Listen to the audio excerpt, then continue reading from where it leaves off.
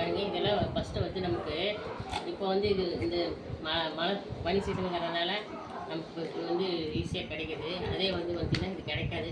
நம்ம காஞ்சி போனால் தான் வாங்கிட்டு வருவோம். அதனால் ஒரு 1/4 கிலோ வாங்கிட்டு வந்தேன். அதில் கொஞ்சம் அன்றைக்கி சாப்பாட்டுக்கு போட்டு இது மிச்சம்.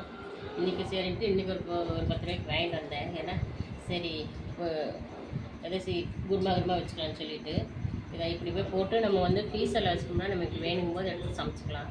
ஃப்ரெஷ்ஷாக இருக்குது. ரெண்டாவது வந்து நம்ம காஞ்சி போனதாக இருந்தாலும் ஒரு வேளை நம்ம பயந்து இருக்க வேண்டியதாக இருக்கும். சாயங்காட்டி இருக்க வேணும்னு. அதனால் வாங்கிட்டு வந்து நம்ம இது மாதிரி உரித்து தொழில் எடுத்துட்டேன்.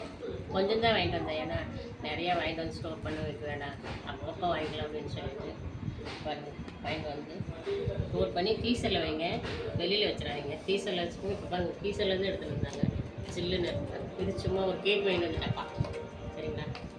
அதனால் அது பார்த்திங்கன்னா பச்சை சுண்டல் சாப்பிட்றது அவ்வளோ நல்லது. அதனால தான் நான் வாங்கிட்டு வந்து உரிச்சு போட்டு வச்சுட்டுருக்குறேன். இது மாதிரி போட்டு பச்சை சுண்டல் வந்து இது மாதிரி காயாக வாங்கிட்டு வந்து நம்ம பிடிச்சி ஸ்டோர் பண்ணி வச்சுட்டோம்னா நம்ம அப்பப்போ போட்டு செஞ்சுக்கலாம். நமக்கு பயமே இருக்காது சாயங்காட்டில். ஓகே ஃப்ரெண்ட்ஸ், நான் கொஞ்சம் வாங்கிட்டு வந்தேன். வாங்கிட்டு போது நீங்களும் வாங்கிட்டு வந்து ஸ்டோர் பண்ணி வச்சுக்கேன். இன்றைக்கி காய் கொஞ்சம் கம்மியாக தான் வாங்கிட்டு வந்தேன். ஏன்னா ஃபங்க்ஷனெல்லாம் இருக்குது அப்படின்னு சொல்லிட்டு காய் ஒன்றும் பெருசாக வாங்கலாம். ஏன்னா வீட்லேயே கத்திரிக்காய் இருக்குது. போன வாரம் வாங்கிட்டு வந்த வாழைக்காயில் இருக்குது. சும்மா கம்மியாக வாங்கிட்டு வந்தேன். ஓகே ஃப்ரெண்ட்ஸ், சந்தைக்கு வீட்டு வந்தாச்சு, ஓரளவுக்கு வாங்கிட்டு வந்துட்டேன். பாய்.